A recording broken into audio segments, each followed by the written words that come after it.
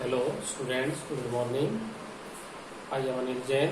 Today I will teach you the chapter number 5, that is arithmetic progression. Chapter number 5 is arithmetic progression. Its short form is that is AP. First of all, you have to teach what is sequence. What is sequence? Sequence is a list of numbers arranged in a definite order according to a definite rule is called a sequence. Its meaning a list of numbers यानी कुछ नंबरों का group arranged in a definite order, जो किसी न किसी खास order में लिखे होते हैं, according to a definite rule, और उसमें कोई ना कोई रूल भी होता है. एक डेफिनेट ऑर्डर होगा, definite rule, that is called sequence. Example लिखे मैंने 2, 4, 6, 8, 10. It is a definite order. 2, 4, 6, 8. Definite rule भी है. 2 into 1 2, 2 into 2 4, 2 into 3 6, 2 into 4 8. It is a definite rule. Second example है 1, 4, 9, 16, 25. ऑर्डर क्या है? 1 का square is 1, 2 square 4, 3 square 9, 4 square 16, 5 square is 25. It is a definite rule, यानी कि एक ऐसी सीक्वेंस जिसमें कोई ना कोई रूल लगा हुआ हो, तो उसको हम लिस्ट ऑफ नंबर्स को सीक्वेंस बोलते हैं. ये आपको सबसे पहले ये ध्यान रखना, सीक्वेंस क्या होती है. Now we are getting to the point arithmetic progression, that is AP. What is AP? AP just like a sequence, but there is some difference between sequence and AP. What is the difference? AP is a list of numbers. AP is a list of numbers in which each term is obtained by adding a fixed number. उसकी भी list of numbers ऐसी ही होती है AP की भी, लेकिन कहता each term is obtained, जो हर टर्म जो आएगी obtained by adding a fixed number, कि उसमें कोई फिक्स नंबर ऐड करके जो टर्म सीक्वेंस तैयार होगी, that is called arithmetic progression. तो लिखा है AP is a list of numbers in which each term is obtained by adding a fixed number two the preceding term. पिछली term में एक खास नंबर को ऐड करके जो हमारी सीक्वेंस तैयार होती है, उसको हम एपी बोलते हैं, except the first term. First term कोई भी हो सकती है. The fixed number is called common difference. बड़ा इंपॉर्टेंट वर्ड है.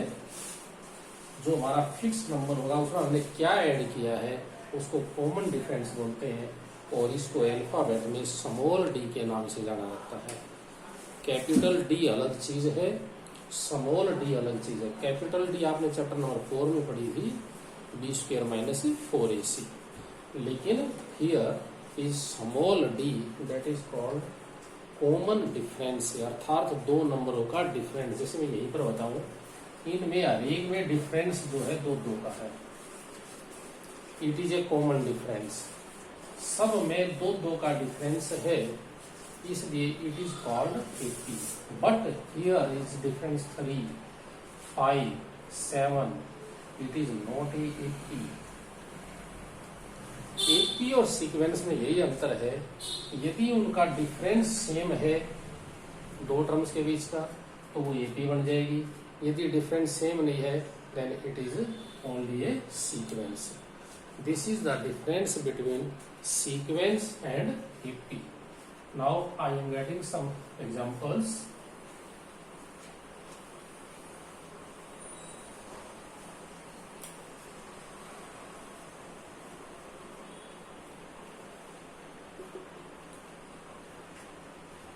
One, 5, 9, 13, 17.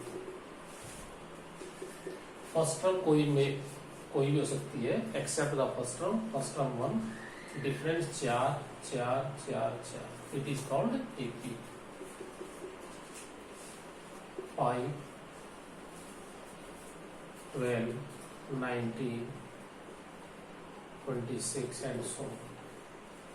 फर्स्ट टर्म कोई भी हो सकती है, जैसे 5 है, सब में डिफरेंस है 7 7 का, therefore it is also a AP. First term is called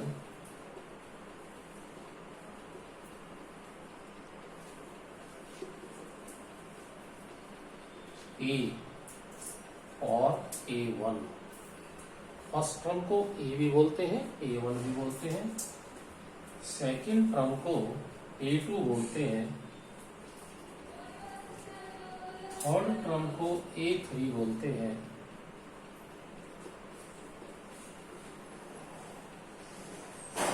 तो इस तरह से first term is 1, second term is 5, third term is 9, fourth term is 30। In this first term is 5, second term is 12, third term is 90। तो इस तरह से आपको ये याद रखने हैं कि A1, A2, A3, A4 क्या होते हैं। फर्स्ट टर्म को A1 बोलते हैं, सेकेंड टर्म को A2, थर्ड टर्म को A3, so on. Last term that is AN. Last term is called AN. Last term is called AN. 50th term is A50. 100th term is called A100. तो इस तरह से आपने याद रखना है। nth term, लास्ट टर्म को nth term भी बोलते हैं। Last term is called nth term, that is AN। 50th term is called A50। 100th term is called A100। mth term is called AM। कहने का मतलब जो भी टर्म निकालनी है उसको A के साथ उसको ऐड लगा दो बस। Fourth term A4, 50th term A50, 100th term A100, mth term AM, nth term AN। nth term को लास्ट टर्म भी बोलते हैं, ये आपने खास ध्यान रखना है। अब इनके कुछ फार्मूले भी हैं। A1 का फार्मूला A1 ही रहेगा। A2 का फार्मूला, कोई भी टर्म गेट करने का फार्मूला है, A2 का फार्मूला रहेगा A प्लस 1D। खाली D नहीं बोले, इसका मैंने बोला A प्लस 1D। A3 का फार्मूला रहेगा A प्लस 2D। A10 का फार्मूला रहेगा A plus 9D।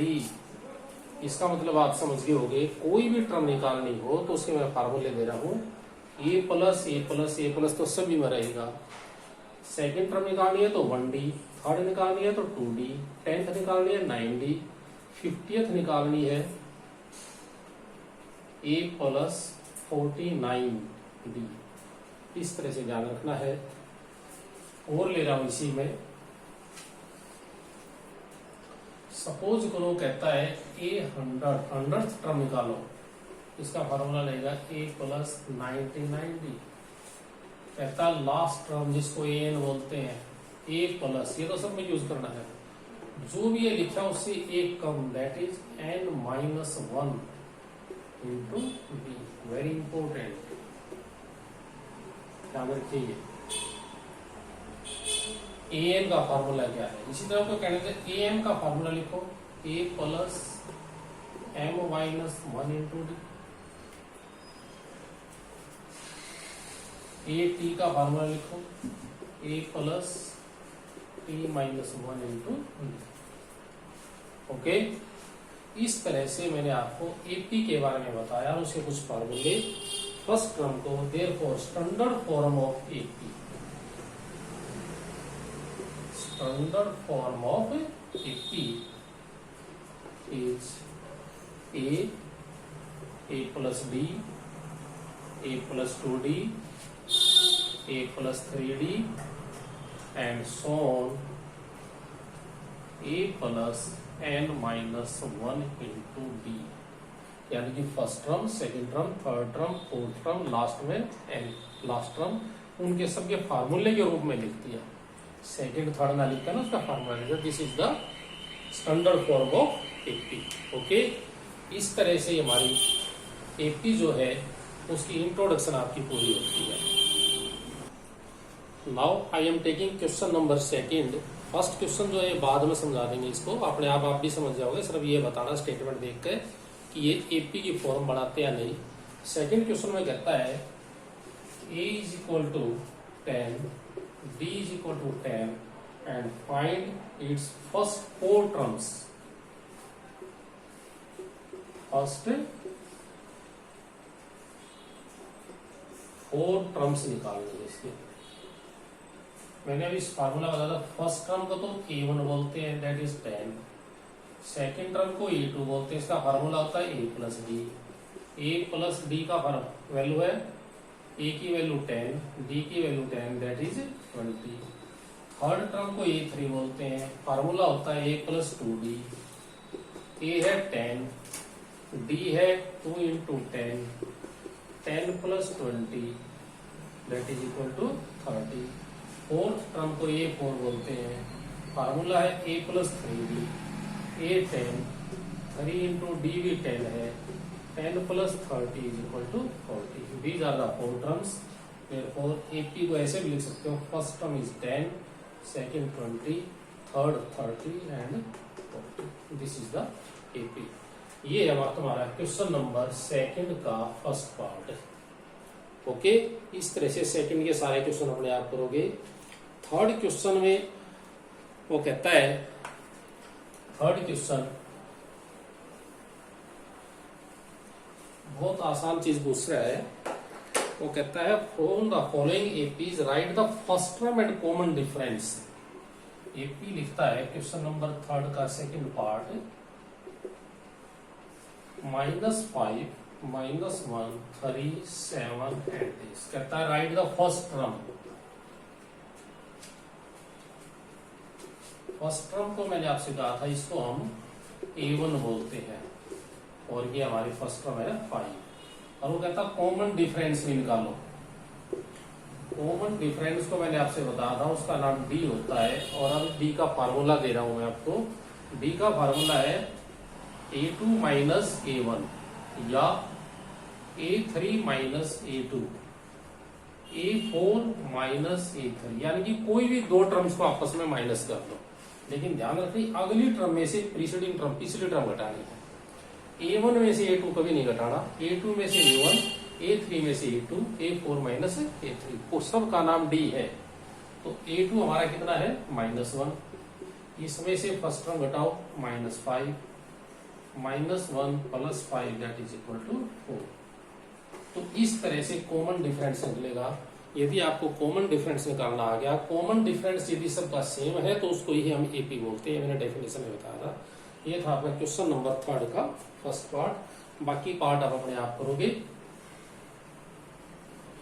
Now I am taking question number 4। 4 में भी ऐसे ही बताना है कि वो एपी है या नहीं, सिर्फ हमने ये बताना है। जैसे इसका फर्स्ट पार्ट है 2, 4, 8, 16। वो कहता है क्या ये एपी है? डी निकाला एपी के लिए सबसे पहले। a2 minus a1, 4 minus 2 is 2। फिर दोबारा निकाल लो डी दूसरे फार्मूले से, a3 minus a2, 8 minus 4, 8 minus 4, because its d is not same. Its d is not same. Therefore, it is not an AP. यदि उनका कॉमन डिफरेंस सेम नहीं आता तो हम उसको बोलेंगे तो वो एपी नहीं है। ये ध्यान रखिए, आपको कम से कम 3 टर्म निकालनी है। यदि ये 2 सेम हो जाए तो एक और निकालनी है, तब आपने चेक करना है कि ये कॉमन डिफरेंस सेम है या नहीं है। ये था आपका क्वेश्चन नंबर 4 का फर्स्ट पार्ट। इसी तरह से क्वेश्चन नंबर 4 में ही बाकी अपने आप कर लोगे ये। Now I am taking question number 4 में ही एक क्वेश्चन है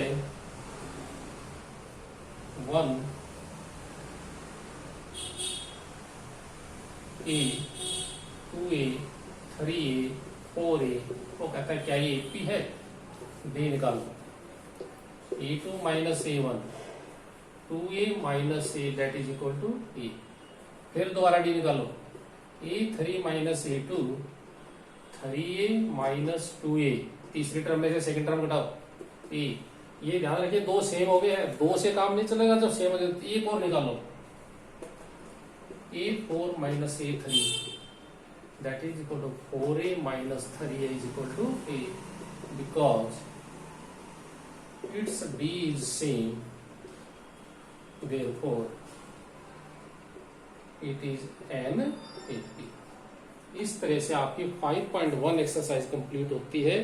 यदि कोई भी प्रॉब्लम होगी तो कल जो आपकी जूम क्लास होगी तो आप उसके अंदर अपनी सोल्व करवाना, ठीक है। ओके, आज का काम इतना ही है।